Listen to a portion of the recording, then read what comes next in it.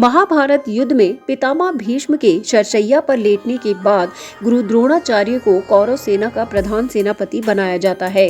लेकिन दुर्योधन गुरु द्रोणाचार्य के व्यवहार को भी भली भांति जानता था। जैसे पितामह पांडवों को नुकसान नहीं पहुंचाना चाहते थे, इसलिए अपनी मृत्यु का रहस्य स्वयं ही उन्हें बता दिया था।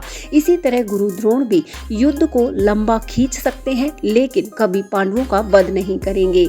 इसीलिए दुर्योधन एक उपाय निकालता है। वो गुरु द्रोणाचार्य से कहता है कि आप मुझे युधिष्ठिर को बंदी बनाकर दे दीजिए, ताकि मैं अपने अपमान का बदला ले सकूं और उन्हें उनका राज्य वापस देकर इस युद्ध को समाप्त कर सकूं। गुरु द्रोण दुर्योधन की बातों में आ जाते हैं। वो समझते हैं कि शायद दुर्योधन भी इस युद्ध से तंग आ चुका है और वो अब शांति चाहता है। इसीलिए गुरु द्रोण चक्रव्यूह की रचना करते हैं, जिसमें उनका उद्देश्य युधिष्ठिर को बंदी बनाना होता है।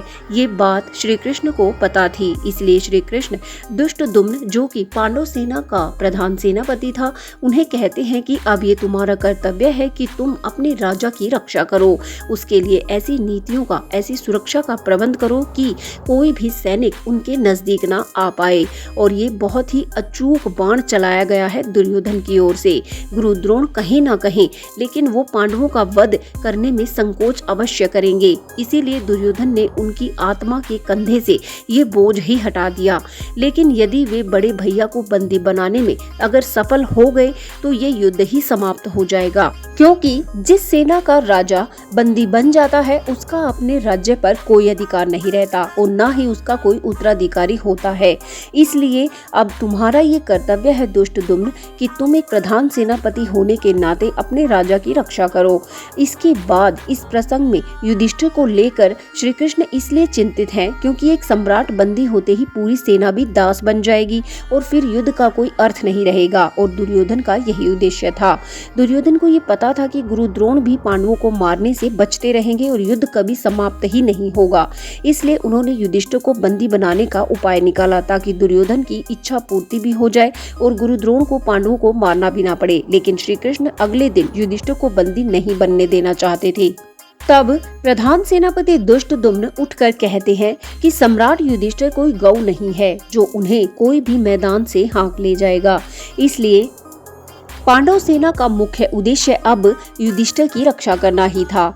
इस प्रसंग में ये दिखता है कि मनुष्य कितना अवसरवादी है। दुर्योधन को जब युद्ध जीतने का कोई और अवसर या कोई रास्ता नहीं दिखा तो उसने युधिष्ठिर को बंदी बनाने की चाल चली। दुष्टद्युम्न भी प्रधान सेनापति होने के नाते अपने कर्तव्य के प्रति निष्ठावान दिखाई देता है। अपनी बहन द्रौपदी के पति और परिवार के लिए उसका स्नेह उचित प्रतीत होता है। लेकिन अगले दिन गुरु द्रोण द्वारा बनाए गए चक्रव्यूह में पांडवों की बजाय अभिमन्यु फंस जाता है और कौरव सेना द्वारा, कौरव योद्धाओं द्वारा निर्दयता से उसका वध कर दिया जाता है। इस प्रकार दुर्योधन की ये चाल कामयाब तो हो जाती है, लेकिन वो पांडवों को नहीं पकड़ पाता है। आपको ये जानकारी कैसी लगी कमेंट करके जरूर बताएं और ऐसे ही ज्ञानवर्धक वीडियोस के लिए चैनल से जरूर जुड़े, इसे सब्सक्राइब जरूर करें। यहाँ तक वीडियो देखने के लिए आपका बहुत बहुत धन्यवाद। जय श्री कृष्णा।